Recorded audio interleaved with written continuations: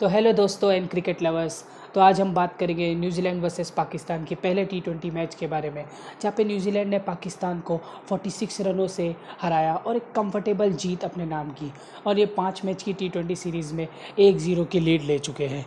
तो ये मैच खेला गया था ऑकलैंड में, और ऑकलैंड के बारे में जैसे हम जानते हैं, काफ़ी ये सपाट विकेट है, बॉल बैट पे बहुत अच्छी तरीके से आता है, और इस ग्राउंड की जो डायमेंशंस है वो काफ़ी अजीब है। इसकी जो चौकोर टाइप की शेप है, क्योंकि ये क्रिकेट और रग्बी दोनों होस्ट करता है ये मैदान, तो फिर इसकी जो शेप है ऑकलैंड ग्राउंड की, ये काफ़ी चौकोर टाइप की अजीब सी शेप है। स्क्वायर बाउंड्रीज थोड़ी बड़ी है इस ग्राउंड की, और इसकी जो स्ट्रेट बाउंड्रीज़ है, जो लॉन्ग ऑन और लॉन्ग ऑफ है, वो काफ़ी छोटी बाउंड्रीज़ है। तो यहाँ पे एक बॉलर्स के लिए डिफेंड करना बहुत मुश्किल होता है, हमने देखा है, और यहाँ पे रनों की तो बरसात हो जाती है। तो मैं टॉस जीत के पाकिस्तान के कप्तान शाहीन अफरीदी, जो डेब्यू कर रहे थे अपना कप्तानी का, उन्होंने टॉस जीत के गेंदबाजी करने का फ़ैसला किया, जो कि मेरे मुताबिक बहुत ही सही फ़ैसला था। शाहीन अफरीदी का काफ़ी सही फ़ैसला था उनका, टॉस जीत के बॉलिंग करने का। इस मैदान की जो हिस्ट्री बताती है, और मैंने एक आंकड़ा भी देखा था मैच चालू होने से पहले, कि न्यूजीलैंड ने ऑकलैंड में 3 बार कुछ 200 बनाए पहले बल्लेबाजी करते हुए, और तीनों बार न्यूजीलैंड ऑकलैंड के इस मैदान में डिफेंड करने में असफल रही है। तो ये मैदान यही बताता है कि यहाँ पे डिफेंड करना बहुत मुश्किल है। तो पाकिस्तान ने टॉस जीत के तो सही फैसला किया था, लेकिन बस आज पाकिस्तान के लिए बस वही चीज़ थी जो उनके पक्ष में गिरी। उसके बाद तो पाकिस्तान के लिए कुछ ज़्यादा चीज़ें उनके पक्ष में गिरी नहीं। तो टॉस जीत के पाकिस्तान ने गेंदबाजी करने का फैसला किया, और स्टार्टिंग के 2 ओवर जो थे वो पाकिस्तान के लिए काफ़ी अच्छे भी गए। 2 ओवर में मात्र कुछ 6 रन गिरे थे, और 1 विकेट गिरा था, जो कि शाहीन अफरीदी को मिला था पहले ही ओवर में, पहली ओवर के दूसरे गेंद में, जब डेवॉन कॉनवे का उनको विकेट मिला था। डेवॉन कॉनवे कुछ ड्राइव से मारने गए थे ऑन द राइज, लेकिन सीधा शॉर्ट कवर्स के हाथों में कैच थमा बैठे। साइम अयूब था, मुझे याद है, फील्डर। तो उस 2 ओवर तक तो पाकिस्तान ने पकड़ बनाए रखी थी इस मैच में, लेकिन आता है तीसरा ओवर, और ये तीसरा ओवर ही जो था ये मैच का मोमेंटम चेंजिंग ओवर था। क्योंकि यहाँ पे फिन एलन, जिसको तो हम जानते हैं ऑस्ट्रेलिया की, इन्होंने कैसी फेटी लगाई थी पिछले T20 विश्व कप में ऑस्ट्रेलिया के अगेंस्ट 46 मारा था 15 गेंदों में। तो फिन एलन ने तीसरे ओवर में शाहीन अफरीदी को जो 24 रनों के लिए लपेटा है, बहुत अच्छी बल्लेबाजी की उन्होंने। कुछ 3 चौके और 1 छक्का लगाया था इस ओवर में, और 24 रन का जो ओवर गया, उसके बाद न्यूजीलैंड को एक मोमेंटम मिल गया था। जब तक न्यूजीलैंड थोड़ा स्ट्रगल करी थी 2 ओवर तक, लेकिन तीसरे ओवर में ये मोमेंटम मिल गया न्यूजीलैंड को। फिर फिन एलन ने एक ब्लिस्टरिंग नॉक खेली, उन्होंने अच्छी इनिंग्स खेली, और 5वें ओवर में फिन एलन का भी विकेट गिर गया था, जो उनके डेब्यूटेंट थे पाकिस्तान के अब्बास अफरीदी, जिससे मैं काफ़ी इम्प्रेस हूँ। उन्होंने आज बहुत अच्छी गेंदबाजी की है, उन्होंने 2-3 विकेट लिए हैं टॉप ऑर्डर बैट्समैन के। तो उन्होंने ही फिन एलन का विकेट चटकाया, उनकी back of the hand slower one से डिसीव किया उन्होंने फिन एलन को। तो वो काफ़ी अच्छी गेंद थी, और फिन एलन का वहाँ पे विकेट गिरा। लेकिन फिर आते हैं डेरेल मिचेल साहब, और इन्होंने तो हमें सबको बताया, ये वर्ल्ड कप में, विश्व कप 2023 में इन्होंने दिखाया था अपनी बल्लेबाजी से कि ये कितने अच्छे प्लेयर है, स्पिन के अगेंस्ट, पेस के अगेंस्ट भी, और डाउन द ग्राउंड तो इनका एरिया बहुत स्ट्रॉन्ग है। और आज की जो विकेट थी, जो डायमेंशंस थे, वो इनके लिए परफेक्ट थी। क्योंकि ये जो बैट्समैन है, ये वी में खेलना बहुत पसंद करते हैं, डेरेल मिचेल, और इन्होंने आज जो बल्लेबाजी की है वही वी में 5-6 छक्के तो कम से कम वी में ही इन्होंने मारे। और आज की इनिंग्स की वजह से ही न्यूजीलैंड जो ये मैच है उन्हीं की वजह से जीती है। 61 रन बनाए इन्होंने 27 गेंदों में। तो आज इन्होंने जो नॉक खेली है, मज़ा आ गया इनकी नॉक देख के। हमको भी नहीं, सारे क्रिकेट लवर्स को ही मज़ा आया रहेगा इनकी नॉक देख के। और इनके जो साथ खेल रहे थे केन विलियमसन, उन्होंने इनके साथ एक अच्छी पार्टनरशिप रची। केन विलियमसन स्टार्टिंग में स्ट्रगल कर रहे थे, देखा जाए तो। केन विलियमसन स्टार्टिंग के 5 रन उन्होंने 12 गेंदें ली थी बनाने में। तो केन विलियमसन स्टार्टिंग में स्ट्रगल कर रहे थे, लेकिन जब डेरेल मिचेल ऐसी हिटिंग कर रहे हो आपके साथ, तो केन विलियमसन को भी अपना टाइम खेला, फिर उन्होंने भी 1-2 बाउंड्रीज लगाई, और एंड में केन विलियमसन ने एक डिसेंट नॉक खेली। 42 बॉल पे 57 रन बनाए केन विलियमसन ने, एक डिसेंट नॉक खेली इस विकेट पे। पर डेरेल मिचेल जब आपके साथ ऐसा ताबड़तोड़ दूसरी तरफ से बल्लेबाजी कर रहे हो, तो आपको ज़्यादा करने की भी कुछ ज़रूरत भी नहीं पड़ती। फिर उसके बाद ग्लेन फिलिप्स आए थे, न्यूजीलैंड के बल्लेबाज, उन्होंने भी काफ़ी अच्छा कैमियो खेला। 11 बॉलों में 19 रन बनाए उन्होंने भी। मार्क चैपमैन, उन्होंने अच्छा फिनिश किया, 11 बॉल में 26 रन बनाए। एक तरफ से डेरेल मिचेल तो मार ही रहे थे, दूसरी तरफ से इन दोनों ने भी एक अपना कैमियो खेल के गए। और बॉलर्स, न्यूजीलैंड के जो बॉलर्स थे उन्होंने भी आके एक दो हिटें लगाई, साउदी ने लगाई, एडम मिलने ने लगाई, और एक टाइम पे लग रहा था न्यूजीलैंड 240 रन भी बनाएगी, लेकिन जो एंड के लास्ट के 3 ओवर थे वो बहुत अच्छे ओवर गए मेरे हिसाब से।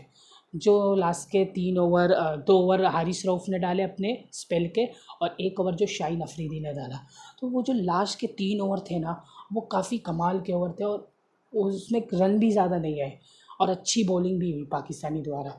तो वो 3 ओवर ने इंश्योर किया कि पाकिस्तान 240 नहीं चेस करी है, 226 चेस करी है। और जब ये 226 का टारगेट मैंने देखा तो मुझे लगा पाकिस्तान चेस कर सकती है। ये जो ग्राउंड है, डायमेंशंस है, विकेट है, तो मुझे लगा ये एक मतलब चांस है पाकिस्तान का। 240 पे तो मेरे हिसाब से पाकिस्तान खुद भी हार मान लेती, ये 226 में मुझे लगा शायद पाकिस्तान लड़ ले, कुछ कर ले।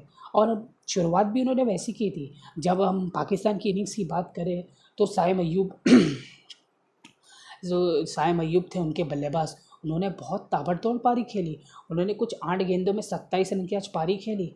बहुत अच्छी इनिंग्स खेली उन्होंने। उनके जो 2 छक्के थे मुझे तो बहुत पसंद है। एक जो उनका छक्का था नो लुक सा, उन्होंने फाइन लेग के ऊपर जो छक्का मारा था, कमाल का छक्का था वो। और एक छक्का उन्होंने जो मारा वो कवर्स के ऊपर से मारा, उन्होंने अपना जो पैर हल्का सा बेंड करके और कवर्स के ऊपर से उन्होंने छक्का मारा, बहुत प्यारा छक्का था वो।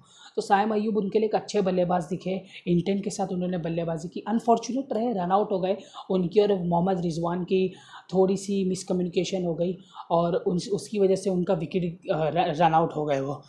उसके बाद मोहम्मद रिजवान ठीक ठाक से दिखे वो, एक दो शॉट उन्हें अच्छे लगा, एक टॉप एज का छक्का भी गया, और पर रिजवान ऐसा लगा नहीं कभी कोई भी कि ज़्यादा कंट्रोल में दिख रहे हैं वो। बाबर आजम, वो भी स्टार्टिंग में आज बहुत स्ट्रगल कर रहे थे, 1 डाउन बल्लेबाजी करने आए थे वो, थोड़ा स्ट्रगल किया उन्होंने, लेकिन उसके बाद बाबर आजम ने थोड़ा बीच में इनिंग्स संभाला, और ऐसा लगा कि वो बाद में एक बड़ा इनिंग्स खेलने के इसमें दिख रहे उनके साथ। फिर जब रिजवान आउट हुए तो नंबर 4 पे फ़खर जमान खेले, जो कि मैं काफ़ी शौक हूँ फ़खर जमान की पोजीशन से। मेरे हिसाब से फ़खर जमान एक इस्टेब्लिश्ड ओपनर है और बहुत अच्छे बल्लेबाज है, और ओपनिंग में इन्होंने दिखाया कि वो क्या कर सकते हैं, मैच विनर है। अपने दिन पे तो वो मैच जिता के चले आते हैं, लेकिन फ़खर जमान को जो पाकिस्तान टीम 4 पे खिला रही है उसका मुझे समझ में नहीं आ रहा। मुझे ही समझ में नहीं आ रहा कि क्यों खिला रही है। अब वो पाकिस्तान मैनेजमेंट की कॉल है, कप्तान की सोच है। और फ़खर जमान भी अच्छे दिख रहे थे, उन्होंने एक छक्का और एक चौका अच्छा लगाया था। एक छक्का तो उन्होंने बहुत ऊपर गया था, दूर नहीं गया था, लंबा गया था, बहुत अच्छा छक्का था। लेकिन फ़खर जमान भी बहुत सॉफ्ट डिसमिसल से आउट हुआ है, और बहुत निराश होंगे वो अपने डिसमिसल से। ईस्ट जोड़ी की मुझे ईस्ट जोड़ी की मुझे याद है, गेंद थी, लो फुल टॉस की गेंद थी, और हल्का सा उन्होंने कुछ चिप जैसा किया और सीधा ईस्ट जोड़ी के हाथ में कैच चली गई, और वो बहुत अच्छा चिपक गई कैच ईस्ट जोड़ी के हाथ में। ईस्ट जोड़ी को क्रेडिट देना पड़ेगा उनके रिफ्लेक्सेस को, उन्होंने अच्छा कैच पकड़ा। और मुझे लगा जब वो विकेट गिरा तो मुझे भी लगा अब थोड़ा मुश्किल होगा पाकिस्तान के लिए जीतना। हंट में थे पाकिस्तान, कोशिश कर रहे थे, रिक्वायर्ड रन से पीछे थे, लेकिन इतना पीछे नहीं थे। ऐसा लग रहा था पाकिस्तान शायद अगर 1-2 ओवर निकाल दे 20-22 रन के तो मैच में आ सकती है वापस। तो हम उसके बाद अगर हम बात करें, इफ्तिकार आते हैं, पहली बॉल इफ्तिकार ने तो छक्का ही मार दिया आते साथ, तो ऐसा लगा कि इफ्तिकार भी आज मूड में है। लेकिन उसके बाद जो 2-3 ओवर का फेज़ आया, बाबर आजम और इफ्तिकार जब बैटिंग कर रहे थे तो दोनों काफ़ी स्लो हो गए थे, मैंने देखा। दोनों ने मतलब एक बाउंड्री या एक आधा बाउंड्री आ गई, लेकिन वो लोग ज़्यादा स्ट्राइक रोटेट ही कर रहे थे, और रिक्वायर्ड रन रेट तो बढ़ते ही जा रहा था। 226 का टारगेट है, तो रिक्वायर्ड रन रेट 227 का टारगेट है, तो रिक्वायर्ड रन रेट तो ऑब्वियसली बढ़ते जाएगा। तो वहाँ पे थोड़ा इंटेंट की कमी दिखी मुझे। फिर उसके बाद इफ्तिकार आउट हुए। इफ्तिकार आउट हुए, फिर उसके बाद जो आज़म खान जिनको मौका मिला उनका भी विकेट गिरा, और फिर उसके बाद बाबर आजम फिर एक अकेले पड़ गए, और बाबर आजम थोड़ा एक स्ट्रगल ही कर रहे थे। बीच बीच में उन्होंने ऐसा शॉट्स लगाने की कोशिश की, बहुत ज़्यादा ज़ोर लगाने की कोशिश कर रहे थे, लेकिन उतना अच्छे से ना वो शॉट्स कनेक्ट नहीं हो पा रहे थे बाबर आजम के। तो बाबर आजम ने एंड में फिर थोड़े 1-2 छक्के लगाए अच्छे, लेकिन बाबर आजम जब तक टिके थे तो बस एक आर्टिफिशियल एक्साइटमेंट थी, क्या पाकिस्तान चेस कर सकती है, लेकिन वो बहुत मुश्किल होने वाला था। और बाबर आजम का भी फिर विकेट गया, बेन शेयर्स ने उनका विकेट लिया, केन विलियमसन ने कैच पकड़ा, और आज बाबर आजम का कैच भी छूटा था शायद, हाँ, बाबर आजम का कैच भी छूटा था स्टार्टिंग में एक। तो कुल मिला के पाकिस्तान ने एक कन्विंसिंगली हारी है। बाबर आजम की इनिंग्स थी इसमें एक प्लस पॉइंट, लेकिन वो उन्होंने केन विलियमसन टाइप इनिंग्स खेली थी, जैसा केन विलियमसन ने फर्स्ट इनिंग्स में खेला। उनको एक डैरल मिचेल टाइप की इनिंग्स चाहिए थी, जो न्यूजीलैंड के लिए डैरल मिचेल ने खेला। सैम अयूब ऐसा खेल रहे थे, लेकिन वो बड़ी पारी खेल नहीं पाए, अनफॉर्चुनेटली रन आउट हो गए, तो उनके लिए वहीं पे एक नेगेटिव हो गया। और पाकिस्तान के बैट्समैनों ने स्टार्ट मिला सबको, 10 रन 12 रन थोड़ी गेंद खेली, लेकिन कोई लंबा नहीं खेल पाया बाबर आजम के सिवाय, तो वहाँ पे पाकिस्तान की थोड़ी चूक हो गई। बाकी इस मैच से ज़्यादा निकालने के लिए पाकिस्तान के लिए कुछ है नहीं। बॉलिंग में उनकी थोड़ी कुटाई हुई है, उनके जो उसामा मीर लेग स्पिनर है उनकी काफ़ी कुटाई हुई है, 50 रन से भी ज़्यादा पड़े, और आमिर जमाल, उन दोनों को 50 रन से अधिक रन पड़े, तो उन दोनों की थोड़ी पिटाई हुई है। जहाँ उसामा मीर पाकिस्तान की फ़र्स्ट प्रेफरेंस दिख रही है एज अ लेग स्पिनर, जो कि मैं काफ़ी सरप्राइज्ड हूँ, क्योंकि अगर आप थोड़ा टाइम पहले जाएंगे विश्व कप 2023 के पहले, तो उनकी पहली चॉइस थी शादाब खान, जो कि उनके लिए काफ़ी अच्छे सर्वेंट रहे, अच्छे फील्डर है, बैटिंग भी कर लेते हैं। ओडीआई क्रिकेट में उनकी बॉलिंग थोड़ी सी स्ट्रगल करते हुए दिखती है, पर T20 में शादाब खान एक प्रूवन चैम्पियन रह चुके हैं, तो पाकिस्तान शायद पाकिस्तान उनको ड्रॉप करना पता नहीं सही डिसीजन है कि नहीं, लेकिन अब उन्होंने शायद अभी उन्होंने समझा है कि उसामा मीर उनके लिए ज़्यादा कारगर साबित हो सकते हैं, तो उन्होंने उसामा मीर को चांस दिया है। तो उसामा मीर उसामा मीर अब देखते हैं सेकंड T20 में कैसे बाउंस बैक करते हैं, और पाकिस्तान की टीम हम देखेंगे सेकंड T20 में कैसे बाउंस बैक करेगी। सेकंड T20 मैच अगर मैं देखूँ तो सेकंड T20 मैच तो हैमिल्टन में खेला जाएगा सेकंड T20 मैच, तो सेकंड T20 मैच हैमिल्टन में खेला जाएगा, इसके बारे में भी हम बात करेंगे। और आज मैं आपसे ड्रीम 11 की टीम भी शेयर करूंगा। वैसे मैंने ड्रीम 11 की टीम बनाया था, मेरे कैप्टन डैरल मिचेल और वाइस कैप्टन बाबर आजम थे, तो मैं तो आज अच्छे मार्जिन से जीता हूँ, मैं हेड टू हेड खेला था और अच्छे मार्जिन से जीता हूँ, तो वो भी मैं आपसे शेयर करूँगा सेकेंड T20 की टीम। और अभी के लिए तो न्यूजीलैंड ने अच्छा खेला है, उनके लिए कन्विंसिंग विक्ट्री है, तो वो ज़्यादा कुछ चेंज करेंगे नहीं सेकंड T20 में। पाकिस्तान का देखना, मुझे लगता है पाकिस्तान को भी चेंज करना नहीं चाहिए मेरे हिसाब से।